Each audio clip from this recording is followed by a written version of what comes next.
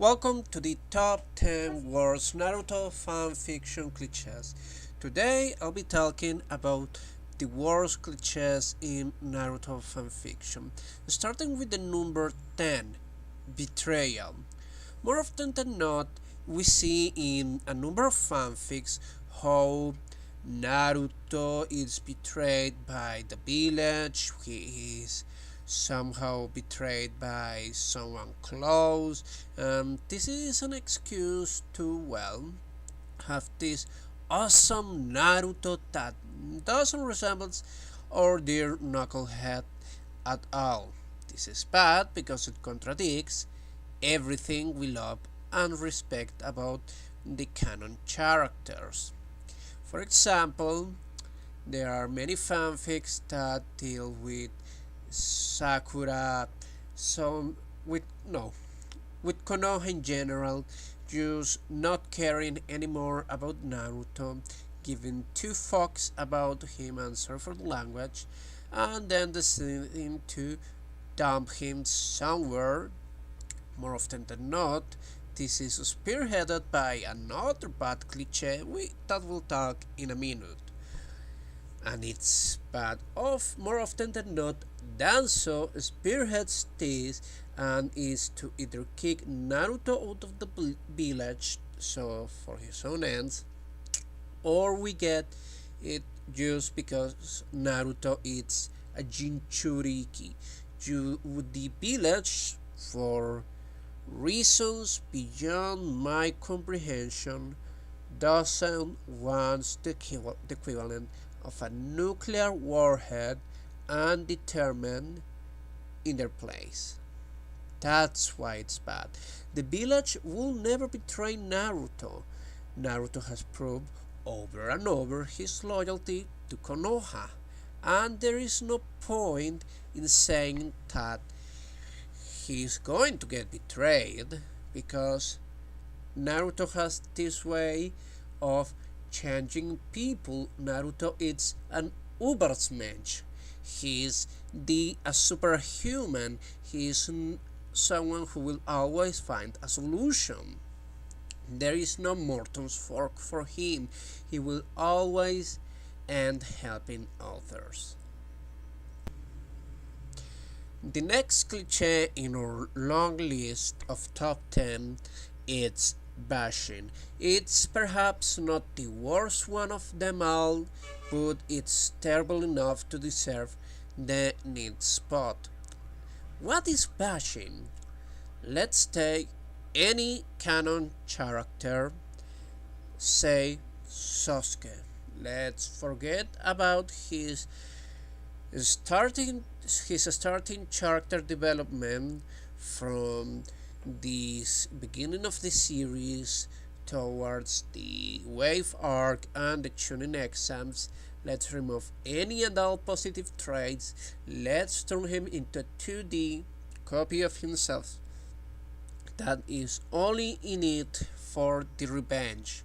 While Canon Sasuke is indeed for revenge, he was having this change of heart because he was with friends. He was starting to see people in a different manner, in a different way. He was actually starting to be happy. Then comes Itachi in his all glorious idiocy, and if you don't know the sarcasm, I am being sarcastic. Itachi is the mother of all idiots, and decides to mind rape Sasuke because he can, to, further stimulate him into becoming his personal death god, his mail order killer, his personal path to redeem. It's all sorts of fucked up.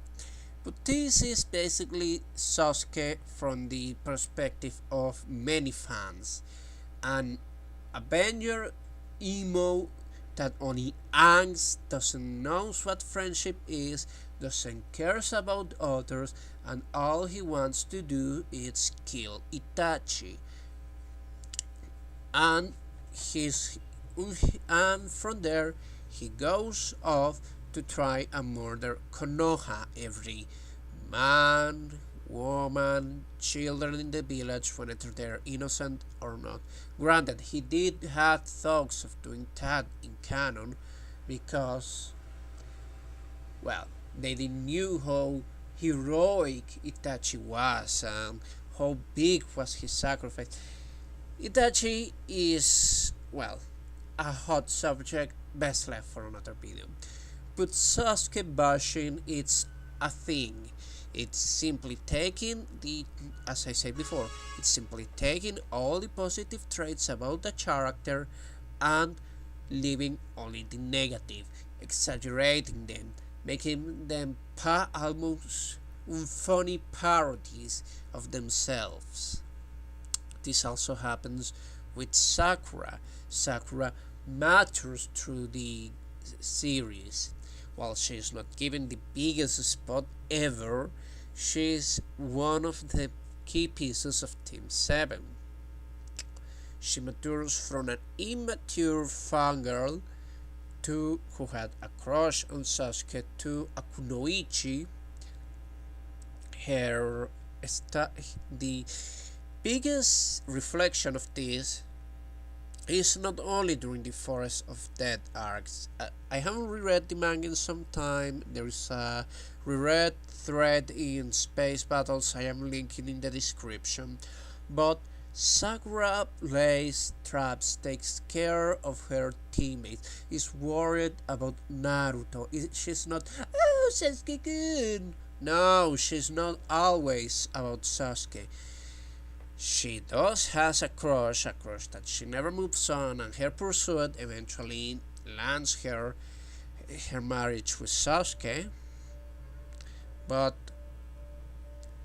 she's not she's not a superficial character. She's not only an idiot, not only a fanger who only wants Sasuke's V card. She isn't that people. Another point to this is, well, let's call it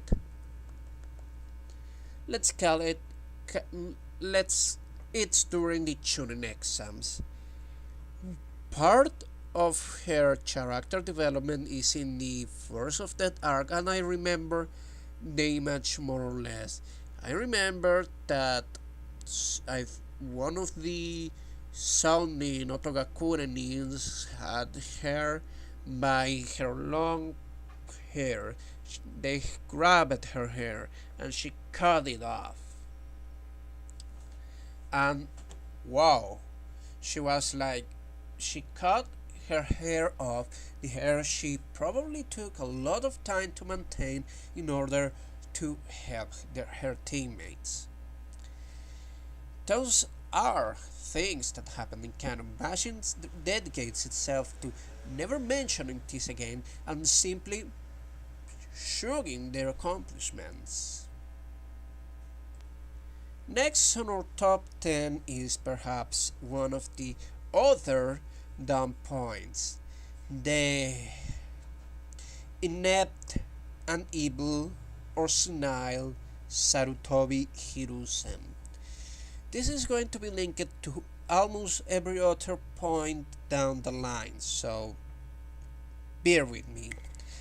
Many fanfics draw Sarutobi Hiruzen as an incompetent or a senile or an evil man who only has Naruto and tolerates him because he is an Uzumaki and maybe has the key somehow to Minato's Hiraishin, flying thunder god technique, or maybe he wants to turn later on Naruto into a breeding mule or a stallion or whatever to get more Uzumakis and then go on and raise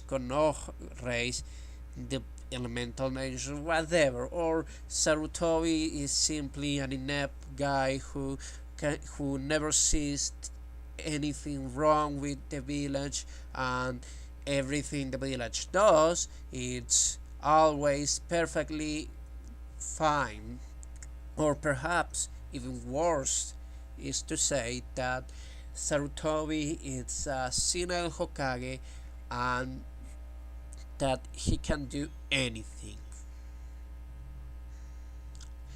This is absolutely false, and I like to quote here Kurokishi. While some might not like their fanfics, they did raise an excellent point in one of theirs. Sarutobi Hiruzen was perhaps the most skilled politician the elemental nations have ever seen.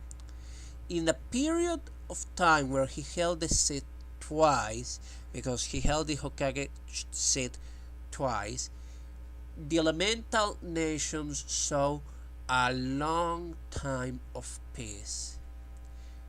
How, you will ask? While he had to compromise with the Kumogakure situation, it was still an political move.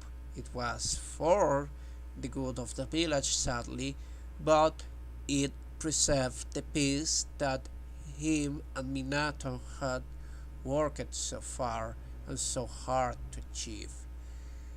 Sarutobi Hiruzen's two reigns were characterized by periods of peace. Minato ascended to the Hokage seat, Obito attacked, and Sarutobi took the seat again. We don't know how long Minato had the reins of the Hokage.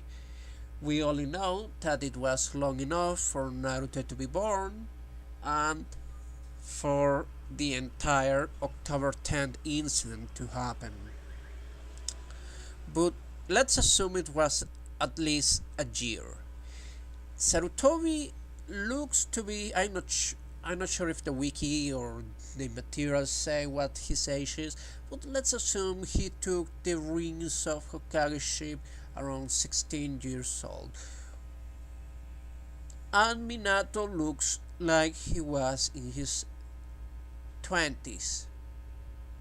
It's approximation, guesswork, alright? But let's think about that for a moment. Let's put it like this. For almost 50 or 60 years, the elemental nations only had 3 wars. 3. Many fanfics also, many authors also say another thing of interest. It was with Sarutobi's deck with the Chunin exams where everything started escalating, which is an interesting point. Sarutobi was such a feared politician that Kumo had to compromise. Iwa, the invoter, Suna had an unstable political alliance, and during his reign Konoha was so strong that they managed to repel two villages invading at the same time. While they did so with numerous casualties, they still repelled 2 ninja villages. And if Sarutobi had been younger than he was then, he would school Orochimaru and both Kages, because this is another thing I want to tackle that not many authors seem to think before they write. Sarutobi, alright, Sarutobi was also the third person to hold the title of God of the Shinobi. Not only that, but he was a master of every single non-bloodline technique of the village. He had such a huge repertoire in his hands. He had this giant bag of tricks that you try to screw with him, you try to tangle with him, he will own your ass. And this is perfectly demonstrated when he is in Edo-tensei form during the Fourth Shinobi World War. He repeals one of Guruguru's, one of the Setsu's status, if memory isn't failing me, if I'm not mistaken. And he does so using a mix of shadow clones and the adequate elements to boost their efficiency. Sarutobi might not be a monster in the levels of Madara and Hashirama, but his skills? Oh, his skills are something to behold. For the sixth spot, we have one of the most dumb Naruto fanfiction ideas. Kakashi is a bad teacher. He never bothered teaching anything to anyone but Sasuke, and in his opinion, everybody else was not worth it. This is false.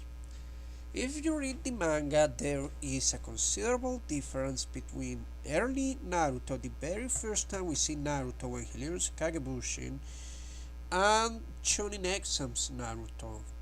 There is a considerable growth between A and B points. Not only that, but I'm gonna be honest, Sakura has also this great growth too. She goes from a slight burden at the start. However, by the time she ends in the tuning exams, she's a bit more hardened after the ends of wave, and not only that, but she also manages to keep a cool head and keep her head in the game and help her teammates. These are excellent displays of Kakashi's teaching methodologies. Not only that, but many also argue that Kakashi never cared about Naruto, and Kakashi never also cared about Sakura, and he doubted on Sasuke.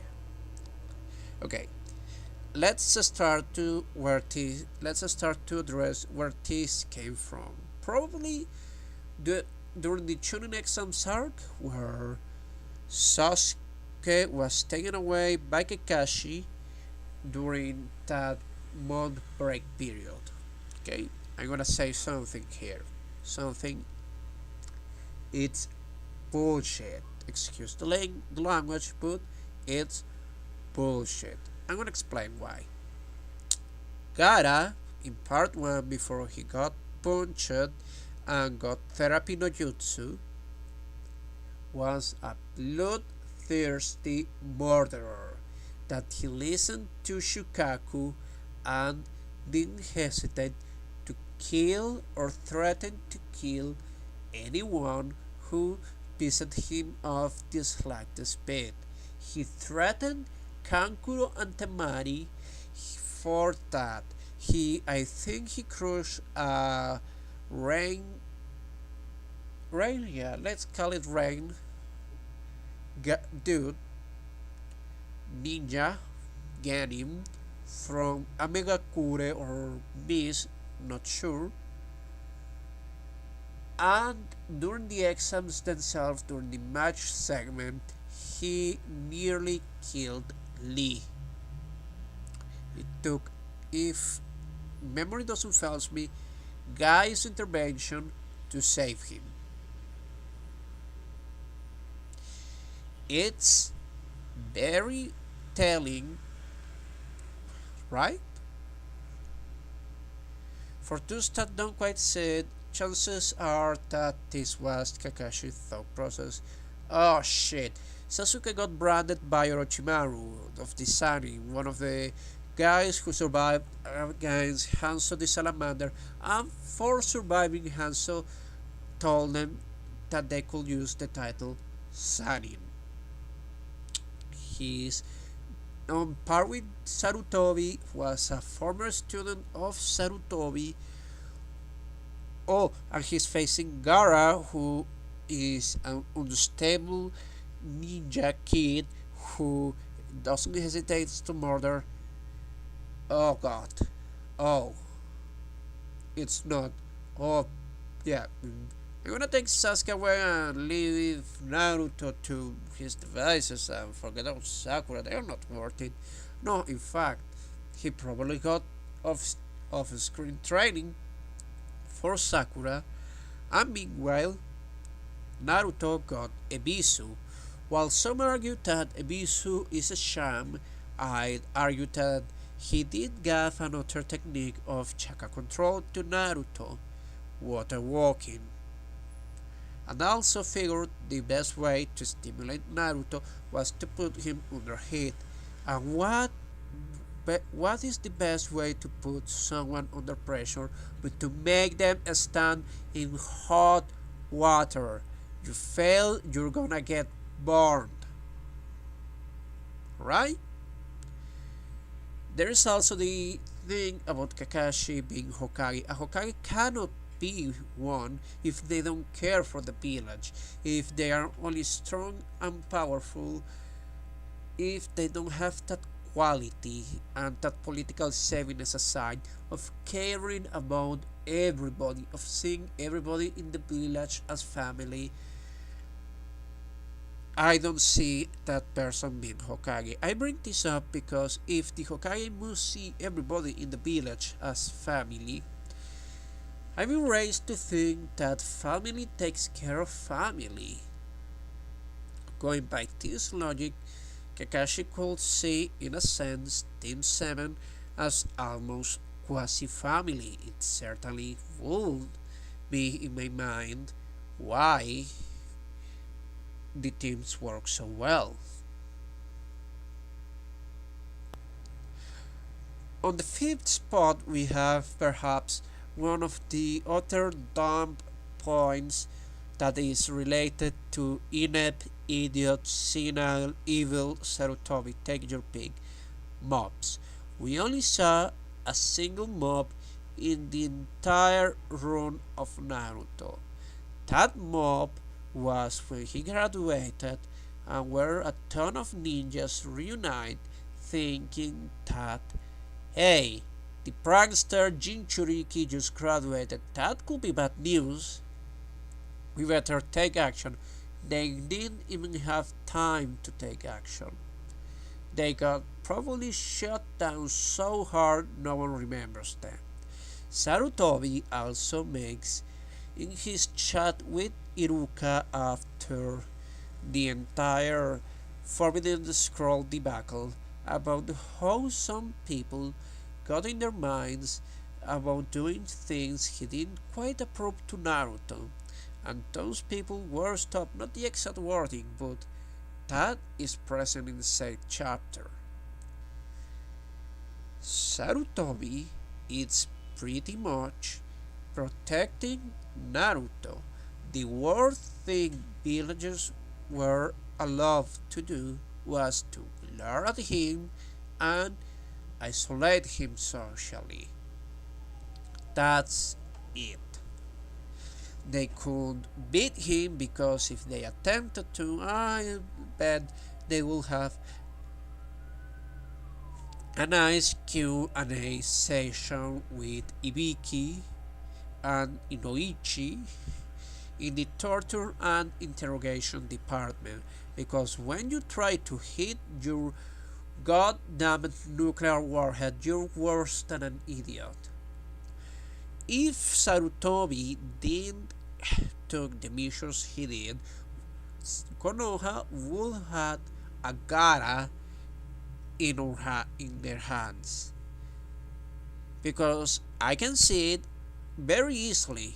If it wasn't because Naruto found people that care for him and Sarutobi's hard work in diminishing the damage the village could do to him, it could be a lot worse.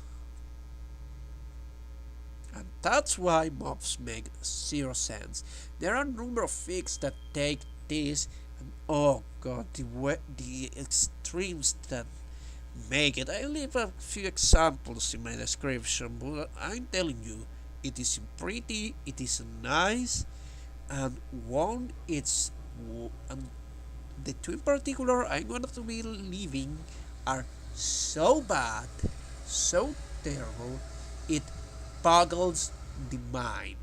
And no, it's not perfect life hard. Oh no. Oh no no no no. It's worse. Next point in our list is one thing that baffles the mind to Itachi-sensei. The only thing I know that has made, well, the only two things that have made Itachi a sensei and have not massively screwed everything up are the somewhat cracked mind of Uchiha Itachi, which is a crack fig, and Daybreak. Two figs. The rest of the figs dedicate themselves to say that Itachi is a glorious sensei who taught Naruto from a young age, and so Naruto is so much better than everybody else, and he's ready to kick everybody's ass, and he's there to be the best there ever was or will be. This has a number of problems. In first place, Itachi was busy during a time trying to save his clan from death by Danzo, which he failed at, and the rest of that time he was too busy being a noob and an idiot. And I'm gonna be open about this. Itachi is an idiot. He's not suitable at all to be a Hokage. Even if he has the viewpoint of a Hokage, he doesn't have the same level of insight about his actions like Sarutobi did. This could be said about Tobirama, but that's an entirely different video. Itachi is an idiot. He first conducts this plan about revolving around Sasuke, about torturing Sasuke, so his brother decides to murder him, and he becomes an avenger obsessed only with murdering him because Itachi wants Sasuke to bring back the glory to the Uchiha clan, and in the process Itachi is such a giant moron that he mid-rapes his little brother and fucks him up psychologically to such a degree that he isn't quite functional. He can talk, breathe, and be a shinobi, but he probably has a giant post-traumatic stress disorder. What is next? He repeats this same set of actions during the Tensaku Gak or during the Search for Tsunade arc. He, once more, mid-rapes Sasuke, leaves him in a coma, and his decision is what makes Sasuke defect to Orochimaru in search of power to murder him. Then, instead of trying to clear the air, no. When they face again, instead of being, oh, wait, what? No. None of that, people. No, no, no, no. He comes out clean. And then it leaves open Sasuke, who is now having an existential crisis, open for Obito Tobi to pop in and redirect Sasuke's issues towards Danzo and Konoha. This is the kind of problems that one single guy caused. If Itachi wasn't such an idiot, for example, he believed that Danzo was acting under orders of the Hokage. Why Itachi didn't thought Danzo? Let me ask for an appointment with Sarutobi-sama or check directly with him, given that I'm being given the order to massacre my entire family. Some might argue he didn't have the time. Some others might argue that Danzo was just that convincing. I don't know. I don't know, but the rest of his actions in canon just make him worse. If his solution, instead of waiting and think, was, yeah, I'll massacre my family, I shudder to think what will his reaction be against the Uchiha situation that Sarutobi handled. Maybe, considering his reaction in canon will be massacre the entire Hyuga clan? Perhaps, who knows? This one is so somewhat annoying because I feel it takes away something that Naruto is. Naruto is a knuckle-headed kid, but he's not retarded, and this is the usual interpretation of the fans. That Naruto is retarded, and my apologies to those that have learning problems, disabilities. I'm not insulting you, but that's more or less how Naruto comes off. The problem is on a bigger scale, and people can see the forest in general, they only see the trees. After consulting some texts on child development that my family owns, and I own a particular text in sociology, it's interesting to note that there is a socialization process that the family helps. Usually, a good family ends helping the kids to learn the basic societal skills. There is a socialization process in school. Everything is a learning experience. So, my question is, what happens when you isolate a kid from every one of these needed steps? Legally, we call that food, because food is not simply what you eat, it's also literally what you receive from your family. You're being fed your family's ideas, you're being fed education. It's a bit of a philosophical thing, but it's there. What happens when you completely and totally isolate a kid? What happens when the kid in question is by himself only and has no mom, no dad, no grandparents, no uncles, no cousins, no family whatsoever? What he had was Sarutobi and the Chikarus, and they couldn't take him full time. It makes you think, what will happen? The answer, what kind of Naruto has a a problem with, I'm almost tempted to call it social retardation, but it's not quite. Kids need attention. It's why they cry at times. Not only it's to call the attention of their parents that something is wrong with them. But what happens when a kid who is having this giant cries for help gets ignored by society? Society decides to stomp on him, not literally, but by ignoring him, by making their own children give, turn their back on him. What happens then? What happens? Naruto retorted to pranks, loud and obnoxious at the start, for a simple reason. He wants attention, and any attention is better than no attention.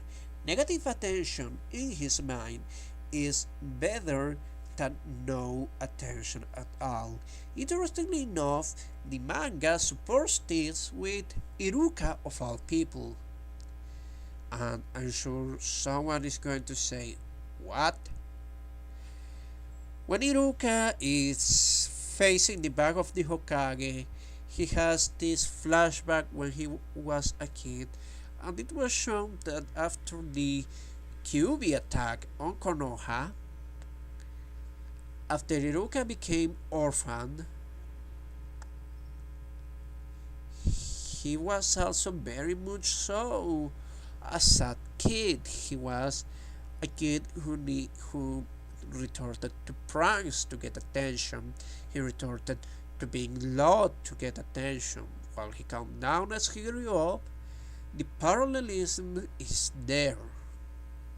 The other flip side of this coin is that Naruto has always been smart and has decided to deceive everybody and somehow gets away with it. Think a moment to think. Take a moment to think, people.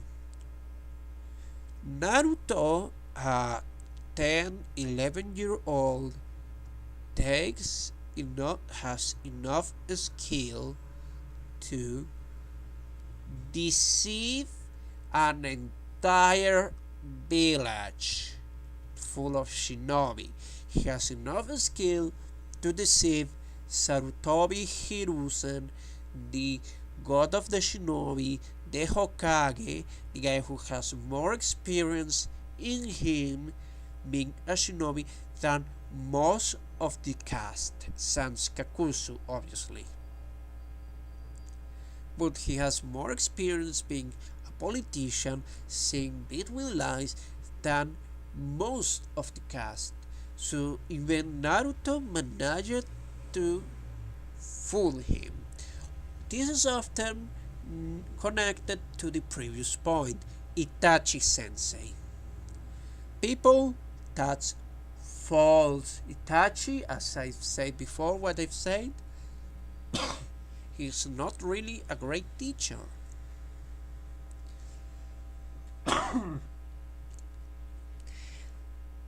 If people want to write a smarter Naruto, there is a simple way of doing it. Have someone adopt him, or if that is impossible, let Hiruzen take Minato's place in the sealing ceremony. Let Hiruzen be the one who gets eaten by the dead god, or heck, even a third option. Make something up like a last minute change, or that Obito never learned from Kakashi by accident the location of where Naruto was going to be born and where Kushina and Minato will be. Use use any of those possibilities, because when you cut out the social problems that Naruto faced in his childhood, there is no reason for him to be as academically challenged, because Naruto can learn and learns fast, learns like a sponge. He's not a genius, but he's smart enough. He thinks out of the box. Preserve those qualities, people, please.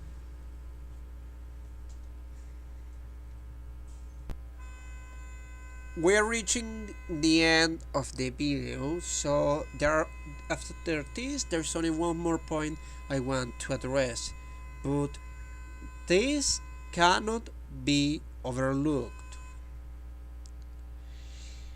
The civilian council, a perversion of the vague village council that was mentioned at one point, that chose the tunings. It was them who selected the tunings during, obviously, the tuning exams. As I thought, I don't know if if there is more to them than that. I don't recall, to be honest. But that said, fanfiction authors somehow have perverted this into the council, the omnipotent, omniscient council that somehow has more authority than the leader of the village, of the military dictator of the village. And more than not, this is a way to make Naruto a special snowflake. Oh, by having these people demand of Naruto some special thing he did, or conspire to murder him, or to get him out of the village. The only instant where I have seen something remotely interesting doing with this is in a couple of fanfics. The first, a drop of poison by Angel of Snapdragons. The other, Team Egg, and it's not aimed directly at Naruto even. That's the brilliant thing. It's not aimed at Naruto as in a way of we hate him. No, let's use his bad reputation to earn more cash. There is someone in Team Egg who is using Naruto's bad reputation to earn more cash. It's attributed obviously to the council, but beyond that, there is no hard evidence that the council is conspiring actively. This also has the basis with Homura and Koharu popping over Tsunade's office and telling her their worries about leaving Naruto roam free.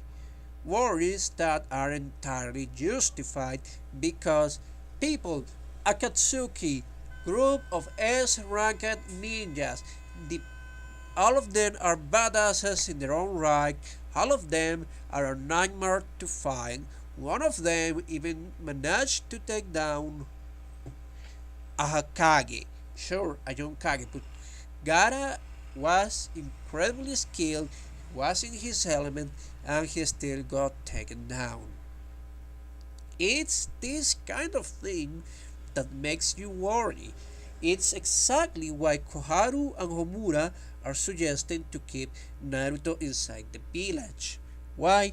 Because it's dangerous to let him run. They don't know if Akatsuki can ambush whatever team is accompanying Naruto, and if that happens, the chances of them making it alive are entirely good. So, the village council also often somehow oversteps the authority of the Hokage, and somehow the Hokage is them better than them. It's crazy, people. It's crazy. The last point in this video slash rant, it's exile. This is tied to the previous point. More than once in a fanfic, Naruto miraculously, or by a miracle, manages to bring back Sasuke Uchiha to the village.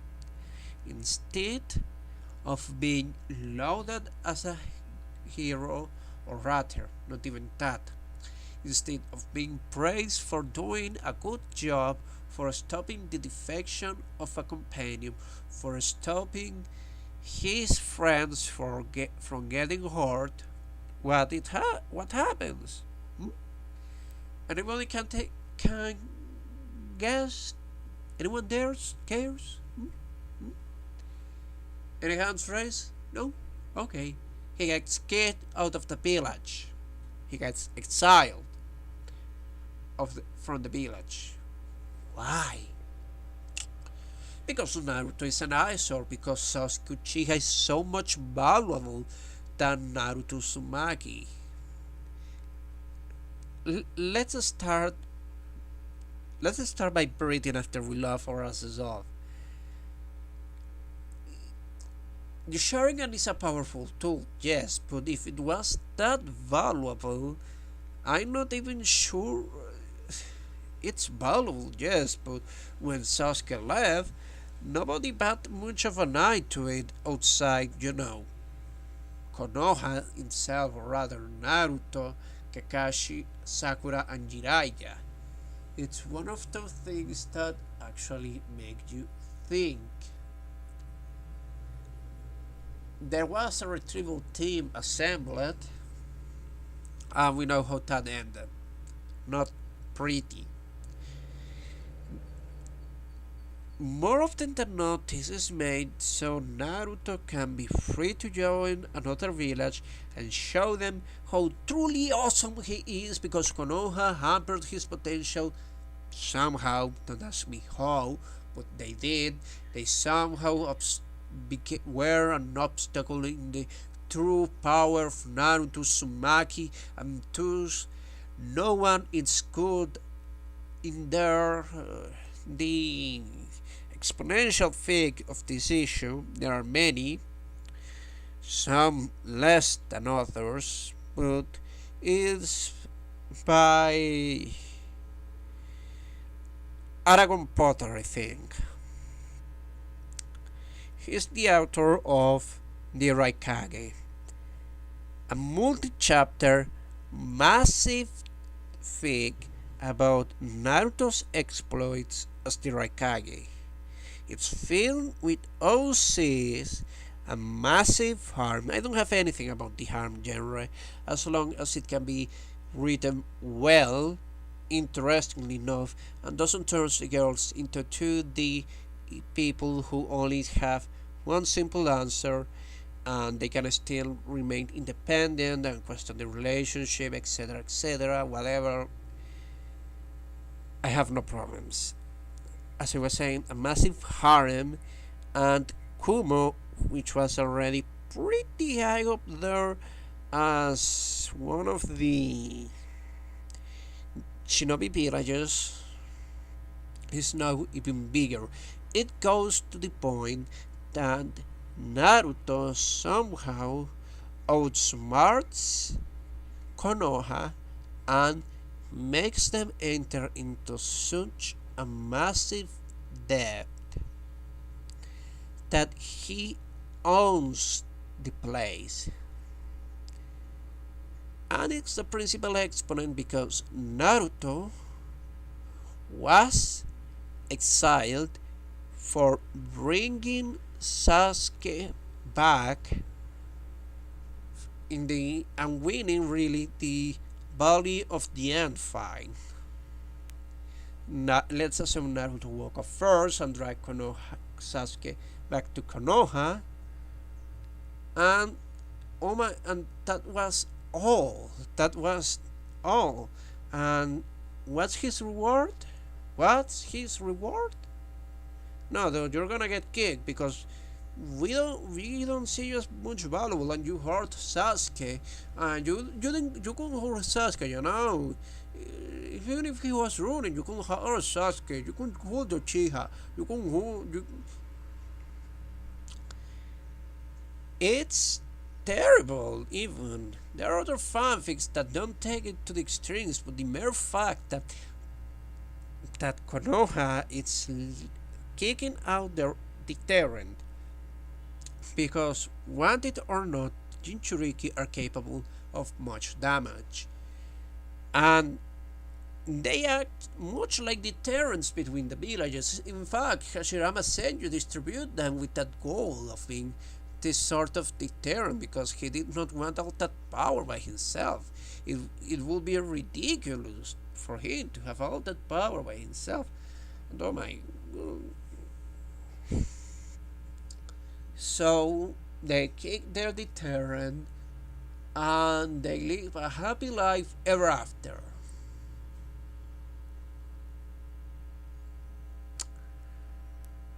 I'm gonna say this.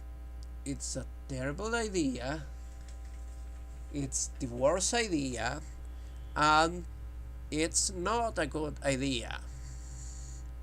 Because without the deterrent, there is nothing stopping the villages from attempting a Suna Oto coup or campaign against Konoha.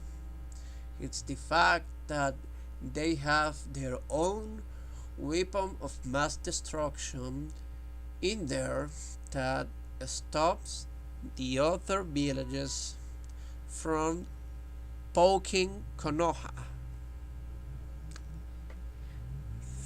Well, with this we end the videos. First, as always, ladies and gentlemen, I thank you for watching my videos. Please rate the video or hit the like button if you want. Comment on it, give me feedback. Without feedback I cannot improve. It's almost like Holmes says, data. I cannot make bricks without clay. In the same manner, I cannot make better videos if I don't have the feedback of you people. Also, subscribe if you like the videos. Finally, share it with your friends. And as always, I desire you, I bid you and desire you a happy week, a happy day, and see you next video for my when I rant more about things I like or hate about Naruto. And hopefully, these videos are helping those who watch it to become better fanfic writers. Thanks for watching. This is Mouse Tech, aka the Goodwill Spreader, signing off.